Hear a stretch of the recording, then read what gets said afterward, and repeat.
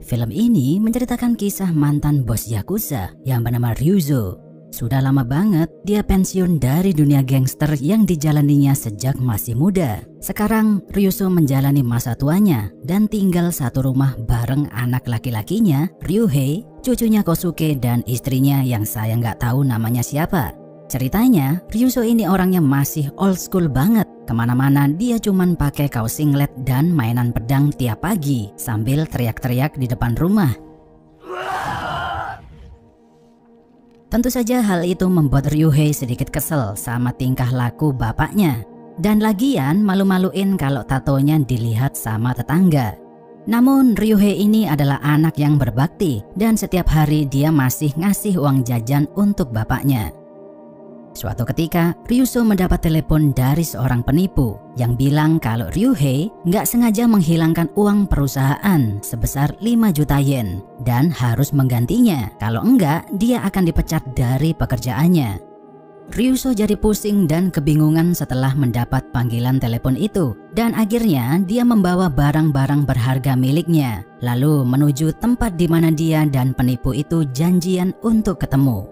Tak lama kemudian seorang pria yang terlihat culun menyapa Ryuzo. Pria ini mengaku kalau dia adalah utusan perusahaan yang ditugaskan untuk mengambil uang yang dihilangkan Ryuhei.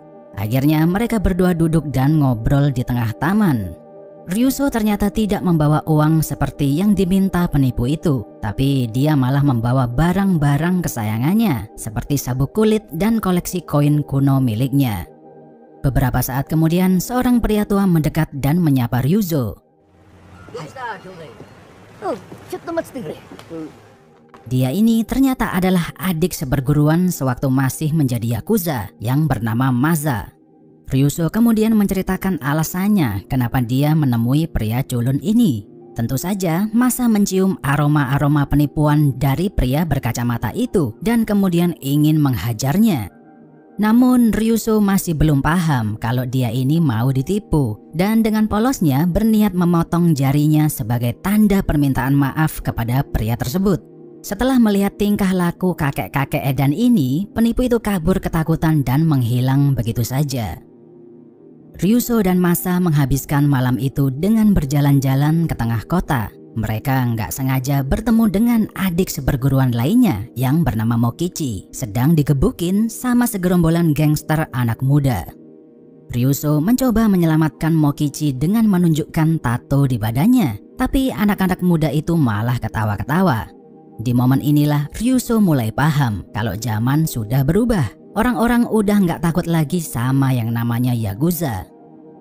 Untungnya mereka dilerai oleh seorang polisi veteran bernama Murakami yang kebetulan lagi patroli di area tersebut.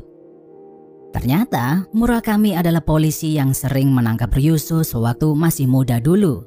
Mereka akhirnya reunian dan ngobrol bareng di dalam sebuah restoran. Dia bercerita kalau anak-anak muda tadi adalah kelompok gangster baru yang bernama Keihin dan meminta Ryuzo untuk tidak bikin onar dengan mereka. Namun Ryuzo masa bodoh dengan omongan Murakami. Dia malah berencana untuk mengundang anggota geng lainnya dan berniat ingin menghidupkan kembali kelompok Yakuzanya seperti dahulu kala. Dia mulai mengirim surat satu persatu kepada mereka semua, berharap ada yang mau datang dan bergabung dengan kelompoknya. Sesudah sampai di rumah sepulang kerja, Ryuhei terkejut karena melihat kawan-kawan ayahnya berkumpul lagi. Tentu saja dia marah dan tidak setuju kalau mereka menemui ayahnya. Dia berpikir kalau sekelompok pria tua bangka ini bakal bikin onar lagi. Ryuzo malu karena dimarahin anaknya di depan anggota geng yang lain dan memutuskan untuk tidak tinggal lagi di rumah itu, kemudian menginap di rumah Maza. Keesokan paginya satu persatu anggota geng Ryuzo datang. Dimulai dengan Takanori-san yang terkenal suka mengiris leher musuhnya dengan pisau cukur. Dan kayaknya udah nggak sejago dulu karena waktu cukuran sendiri malah mukanya yang terluka. Disusul oleh Hideo-san yang jalan pelan-pelan karena udah uzur dan punya penyakit jantung. Hideo dikenal karena akurasi skill melempar paku yang selalu tepat sasaran. Tak lama kemudian seorang pria tua yang menggunakan tongkat terlihat mendekat ke arah mereka. Pria itu kemudian mengeluarkan pedang yang tersembunyi di dalam tongkat tersebut dan lalu menunjukkan keahliannya.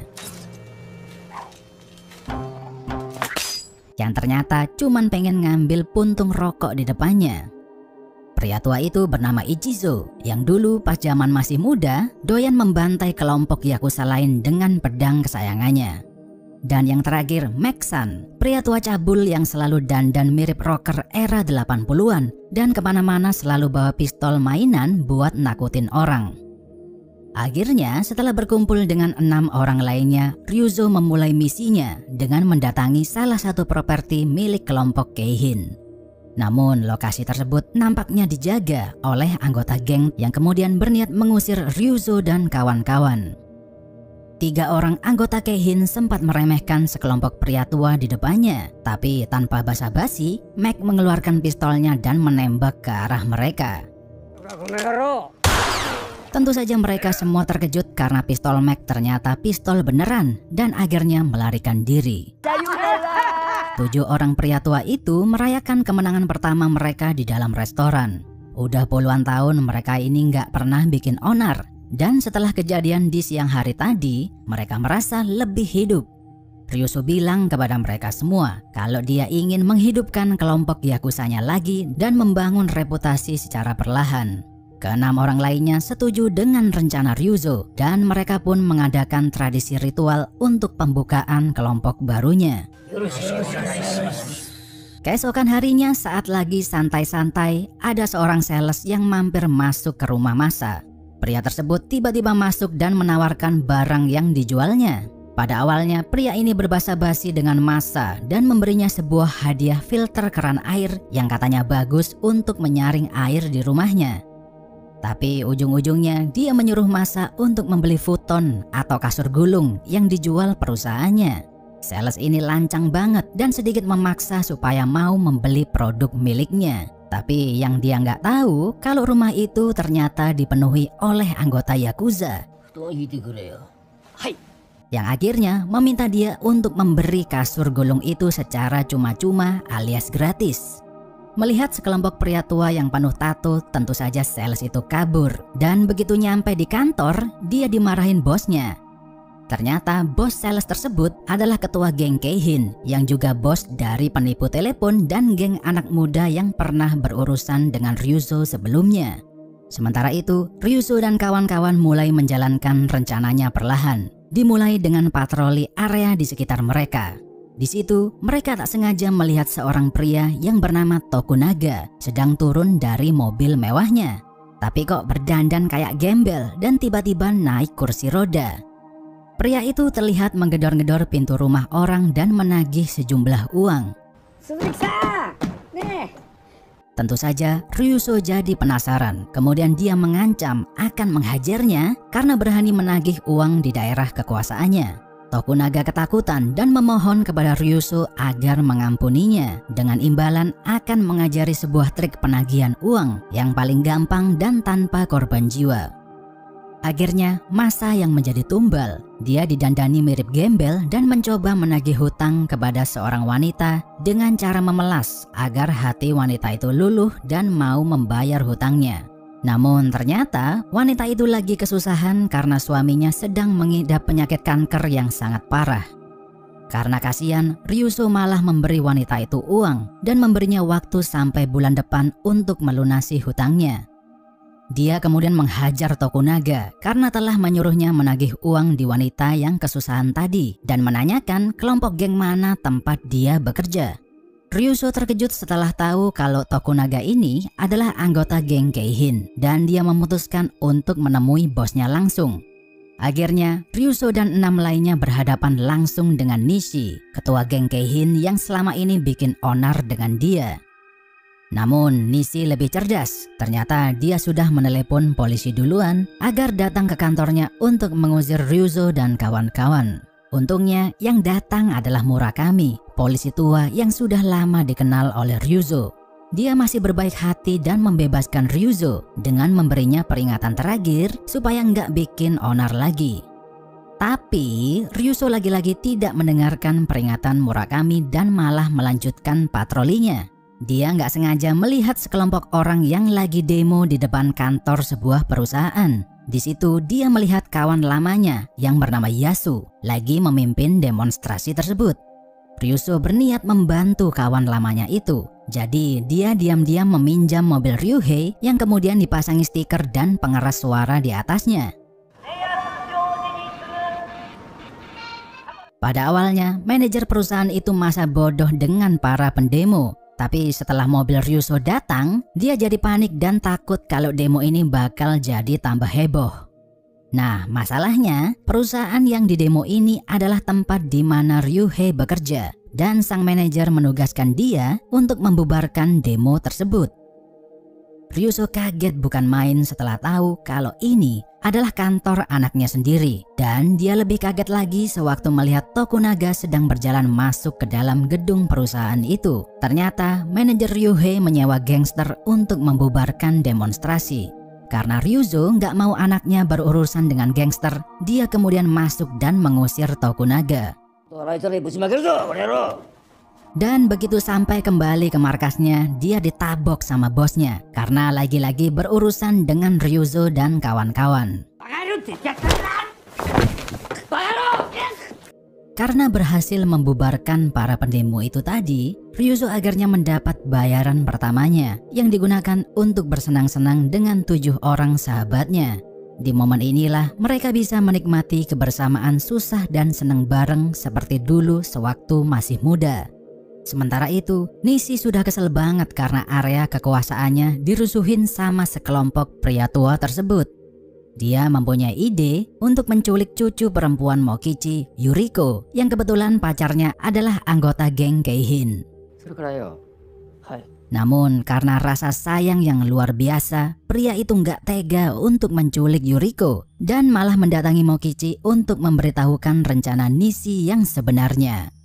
Tentu saja Mokichi marah dan memutuskan untuk menghabisi Nishi tanpa memberitahu Ryuzo terlebih dahulu. Dia menyamar menjadi tukang pengirim makanan dan bersembunyi di dalam toilet menunggu Nishi masuk ke situ. Namun ternyata Mokichi salah masuk toilet. Yang dia masukin ini adalah toilet perempuan, dan tentu saja para cewek yang ada di dalam berteriak ketakutan. Akhirnya dia tertangkap oleh anak buah Nishi dan kemudian digebukin sampai tewas. Ryuzo dan 6 orang lainnya merasa terpukul atas tewasnya satu sahabat mereka. Mereka nggak terima karena kelompok Keihin membunuh Mokichi dan bersumpah akan membalas dendam kepada Nishi. Akhirnya mereka semua bersiap-siap perang dengan kelompok Keihin. Yasu dan Takanori punya ide gila. Mereka berdua berniat mencuri sebuah pesawat yang nanti rencananya mau ditabrakkan ke gedung markas Keihin. Sementara itu, Ryuzo dan 4 orang lainnya bergegas menuju kantor Nishi dengan naik mobil. Tapi entah kenapa dia juga membawa mayat Mokichi bersamanya. Masa terlihat ketakutan karena duduk di samping mayat Mokichi. Yasu dan Takanori berhasil mencuri sebuah pesawat. Namun ketika di dalam perjalanan menuju gedung Keihin, mereka nggak sengaja terbang di atas kapal induk Amerika dan dipaksa harus mendarat secepat mungkin. Sedangkan Ryuzo dan kawan-kawan langsung menyerbu dan mengacak-acak kantor Nishi. Ternyata alasan sebenarnya kenapa Ryuzo membawa mayat Mokichi adalah berniat menggunakannya sebagai tameng. Dan idenya terbukti efektif. Mayat Mokichi berhasil menahan tembakan Nishi berulang kali. Ichizo mengeluarkan pedangnya dan menunjukkan skillnya dan sedikit membacok mayat Mokichi tepat di wajahnya. Sedangkan Hideo melempar paku ajaibnya, tapi karena matanya katarak, paku itu malah nancep di kepala mayat Mokichi. Melihat kebrutalan sekelompok pria tua itu, Nishi memilih untuk kabur. Tentu saja Ryuzo mengejar mereka dan dia memutuskan untuk membajak sebuah bis. Kemanapun Nishi pergi, bis itu mengikutinya. Gak peduli walaupun masuk ke gang sempit yang dipenuhi orang lagi jualan. Pokoknya sikat terus. Nishi dan anak buahnya mulai panik karena mereka ternyata berada di jalan buntu. Setelah tertabrak, mereka baru mau berhenti dan meminta maaf.